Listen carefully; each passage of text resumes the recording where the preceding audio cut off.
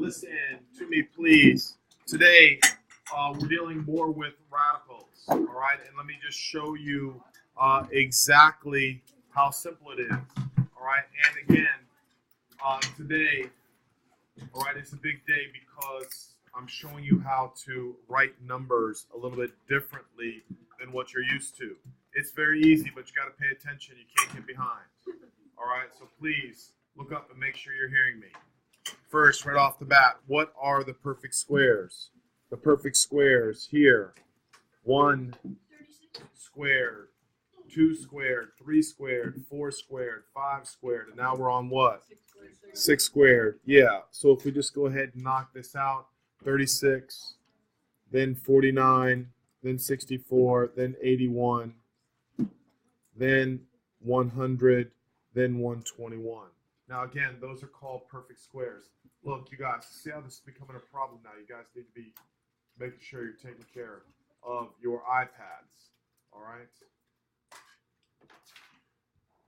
What? I don't know what I'm supposed to do. You take care of business. Hey, over there, guys. Shh.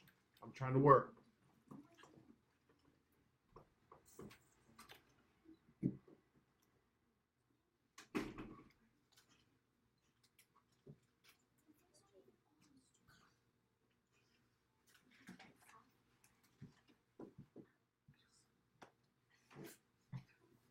You guys are wasting a lot of time.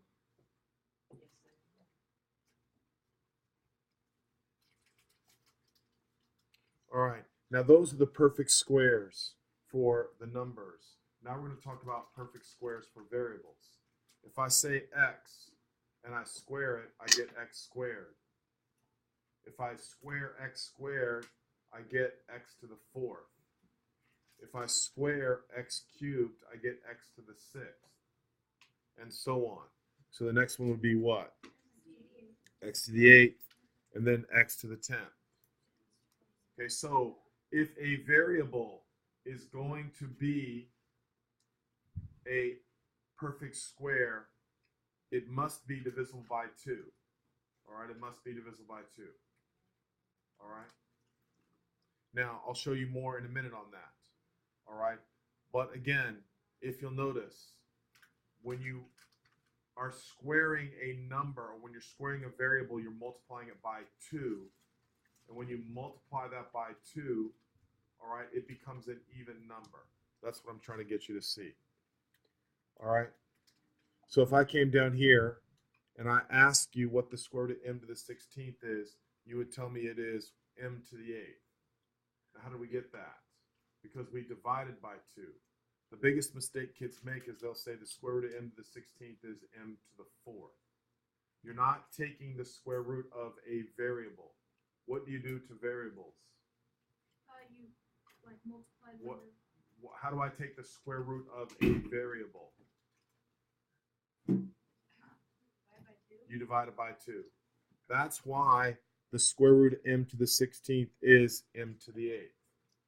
So if I said, what's the square root of y to the 10th, you would tell me it is y to the 5th. If I said, what's the square root of a squared, you would say that it is what? It is a, because 2 divided by 2 is 1. All right? Again, very simple. You're just following rules. You're just following rules. All right? So now what I'm looking at, number 1, the square root of 4 is what? 2. The square root of 16 is 4. The square root or negative square root of 100 is? Okay, now, if you've been paying attention, you can tell me the square root of a to the 8th. A to the 4th. All right, very simple. Very simple. All right, now, for number 6, the square root of a to the 6th, b to the 10th would be? A to the 3rd, b to the 5th. Beautiful. A to the 3rd, b to the 5th. Square root of 9a squared. 3a. All right. Now, number 8.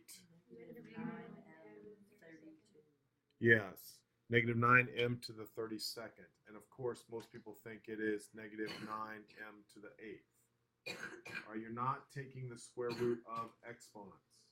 You're not taking square root of exponents. You're dividing the exponents by 2. All right, so number 9. And then, beautiful. Very easy. 7a squared b to the 6th. All right, now number 10.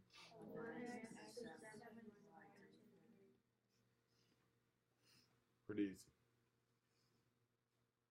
All right. Now, the next difficult thing, all right, is learning how to break down. All right, we're going to break down. Is 20 a perfect square? No. But there is a perfect square in 20. What perfect square is in 20? 4. So here's how I want you to do it. They kind of do it this way. I don't really care that much about that. I just want you to recognize it as the square root of 4 times 5. All right, now what is the square root of 4? 2. So now it is 2 times the square root of 5. Notice I just don't put the symbol multiplication there. It's understood. It's like 2x. That means 2 times x. 2 radical 5 means 2 times the square root of 5. All right, let's take a look at question number 2. Perfect square in 27 is what? 9 and 3. So the square root of 9. 3 radical 3. Perfect. All right, 3 radical 3. All right. Okay, so now we're going to talk about x to the 9th. Can I divide 9 by 2? Well, you could. It would be what? 4.5. But 9 is not divisible by 2, so it is not a perfect square. All right, so what we're going to do is we always break it down, all right, into 1 less than the exponent. Now, why do I do that? The reason I do that is because now x to the 8th times x to the 1st is x to the 9th, but now I can take the square root of x to the 8th. And what's the square root of x to the 8th? 4. So now we have x to the 4th radical x. Do you have any questions with that? All right, so odd exponents are the ones that you have to break down. Even exponents, we just divide by 2. All right, look how simple. So if I'm on number 9, we would just break that down to x squared and x. And then the square root of x squared is x radical x. X radical x. Everybody okay with that? All right, now we'll just get into the problems. All right. And again, you're trying to find the largest perfect square. All right, so this is my recommendation. Square root of 18, what perfect square is in there? 9. All right, so now you're just going to write 9 times 2. And then what's the square root of 9? 3. So now the answer is just what? 3 radical 2. It's very, very simple. Very simple. All right, so square root of 125, what does that break down to? Exactly, 25 times 5. And so now you're just going to write it as? Yep, 5 radical 5. Very simple. Anybody have any questions with that? All right, let's try 3. Now again, most people say 72 is 9 times 8. And then they break it down to 3 radical 8. And then they realize, uh-oh, 8 also has a perfect square. So we're going to do 3, 4 times 2. What's the square root of 4? 2. When I pull it out, there's a multiplication sign. So the answer is 6 radical 2. For those of you guys who are good with multiplication facts, I don't want you to see 72 as 9 times 8. I want you to see it as what? Very good. 36 times 2. Because 36 is the largest perfect square in 72. And what's the square root of 36? 6 and 6. Look how simple. You both get the same answer. Both methods get the same answer, right? It's just easier when you find the largest perfect square. And so 72 is a common problem that's on the test. because they know most people just see 9 times 8. They don't see 36 times 2. All right, we'll do that enough that you'll be able to see it. Just like 180, most people see 180 as 9 times 20. All right, but when I see 180, all right, I see 36 times 5. All right, I see 36 times 5. And again, you'll start to see that. You'll start to see those, right? Because the larger perfect square that you see, the easier it is to get the problem done. All right, so it doesn't matter how you see it. All right, it's just a matter that I would prefer that you see 180 as what? 36 times 5, and then you know that that's what? 6 radical 5. Okay? All right, now a little bit deeper. All right? Can I divide 3 by 2? No, so I have to break it down. So I break it down to what? Exactly right. A squared times A. And so now we have what? A radical A. Everybody okay with that? Okay, let's find out 6. What do I break 6 down to? Yep, so everybody just get in the habit of doing b to the 6th and b. And so your answer is going to be what? B to the 3rd radical b. Now, eventually, all right? All right, eventually, you're not going to have to break it down. You're just going to look at it and say that's what the answer is. All right, but right now, you're trying to figure out the patterns. All right, so you break it down. Once you get good at it, again, you can skip that step. All right? But right now, you're just trying to get used to the patterns. All right, so we would say for m to the 11th, we just break that down to what? All right, so your final answer is? There you go. M to the 5th radical n. Everybody good?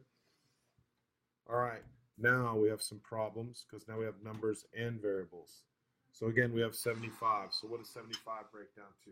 25 times 15 and 5 is bad 25 times 3. because neither one of them is a perfect square. Is everybody hearing me? You're trying to find the perfect squares. So we would say again what? 25 times 3. Yeah, 25 times 3. And then x to the 7th would break down to x to the 6. Wow. And x to the 1st. Y to the 5th would be times y. Come on now. Make sure you understand this one so you can get the next one. All right. Now what I tell kids is to highlight the perfect squares. What's the square root of 25? What's the square root of x to the 6th? What's the square root of y to the 4th? And then what's left behind? 3xy. Now what you're doing is you're trying to make sure you understand it because it's really easy if you see the patterns. Very, very easy. And like I said, it's very hard to be successful next week if you don't know how to do this. Anybody have any questions with that? Pretty easy. All right, let's take a look here now. All right, let's see if we can do this now. 9 and 3. What about 8 to the 11th? 8 to the 10th. And then B to the 6th. b to the 6th and b. All right, now we have to highlight. 9, 8 to the 10th. Okay, now break them down. 9, 8. Wait a minute. 3. 3. 5th. And B to the And then what's left behind? 3. All right, there we go. It's not too bad, right? All right. So most people look at 32 and say 8 times 4. I don't want you doing 8 times 4. I want you doing what? 16 times 2. 16 times 2. 16 is the largest perfect square. So here we go, just to make sure you're good. All right. So we have 16 times 2. 8 to the 7th breaks down to, 8 to the 6th. And then B to the 2nd. wait a minute. 34. Leave it alone. If it's an even, you just leave it alone because that is a perfect square. All right, that is a perfect square. Okay, so again, we're going to highlight 16, 6, and b to the fourth. So here we have what? Wait a minute, come on now. 4, a to the third. And then what's left behind? 2a. 2a. All right, any questions? All right, here we go. Number 11. That should be kind of easy. What is that answer? 3a to the fourth. They are perfect squares. Does everybody agree? 3a to the fourth.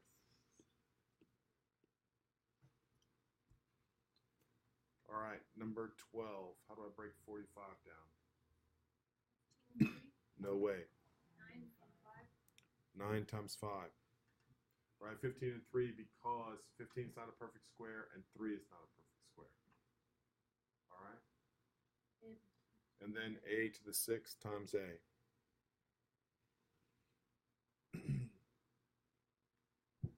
And now tell me about the answer. 3.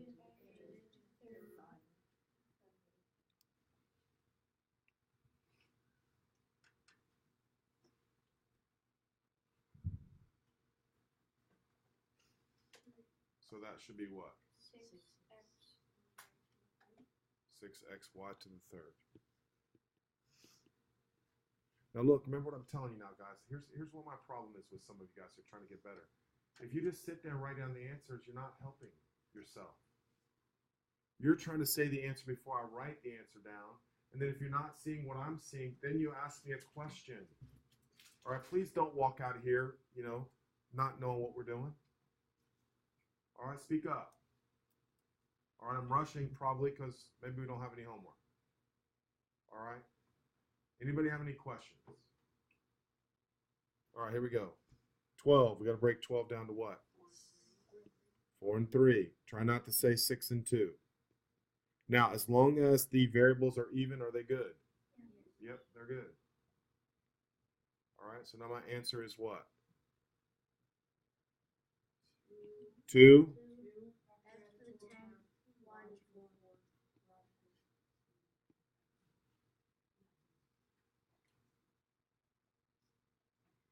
Yeah. So why would you do 4 times 3 instead of 6 times 2? Which 6 and 2? Which one of those is a perfect square? Oh, 4. 4 is the perfect square. That's right. All right, you're only looking for perfect squares. All right, you're only looking for perfect squares when you're trying to break it down. All right. So 200. Which large perfect square? 100. 200. 2 times 100. Does everybody agree? So eventually you'll just be able to look at that and say, well, that's just negative 10 radical 2. If you don't know that, you'd write down 100 times 2. And the square root of 100 is 10. Everybody happy with that? Okay. So let's go to square root of 196. What's that? Somebody should already know that. Say it again. No. 14. Yeah, eventually you'll get there. All right, here we go. 63. What am I doing? Say it. Yep, 9 times 7. And notice I just left x to the fourth alone, right? So my final answer is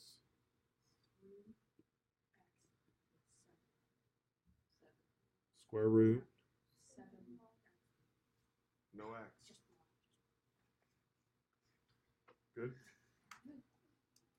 All right. Why is the y inside? Because 1 times 1. Because y is not a perfect square. Right?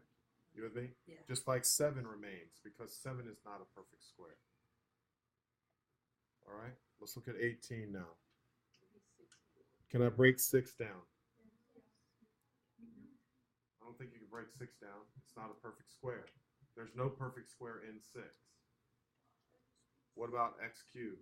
X squared. Right. So you're writing 6 x squared, and x. So everybody see that now, right? Every number doesn't have to have a perfect square in it. So your final answer is just what? X radical 6x.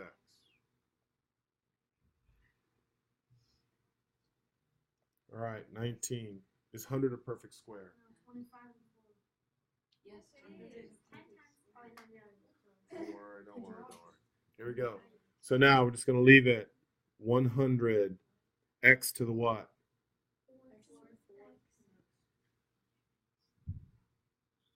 Everybody okay with that? So now what's the square root of 100? 10.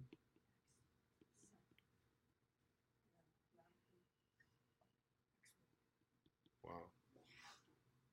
Finally got one. One for 19.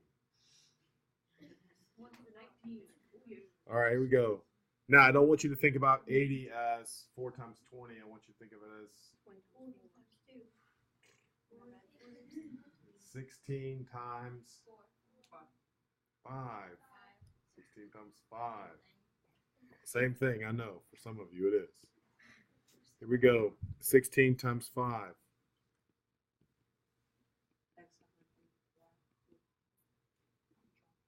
Everybody okay with that? Wait, 49.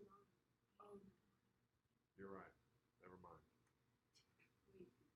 Square root of 16. 4. Square root of x to the 100th. X to the 10. Listen to me, guys. You know you've never seen me make a mistake. So, You skipped number 5. trust me. What am I dividing variables by? I'm not taking the square root of a variable. Most of these are on the exam or on standardized tests because they know kids are going to put x to the 10th, y to the 7th. But we are smarter than that. We are going to get the right answer because we're going to divide by 2. We're going to divide by 2. Okay? Anybody have any questions with that? Any questions? Any questions? Okay, so I'm going to look at how good our work could be here. Lots of what here? Problems. Lots of good practice problems for you. All right, I thought it was good. But for us, the only thing I want you to look at is I want everybody to try 1 through 21. I want everybody to try 1 through 21. You should be able to get it done by the end of class. All right, anybody have any questions? All right, super important. Make sure you know how to do this before you leave. All right, next week we're going to be adding, subtracting, multiplying, and dividing. The fun will continue, I promise. Yay. All right, 21 looks tricky.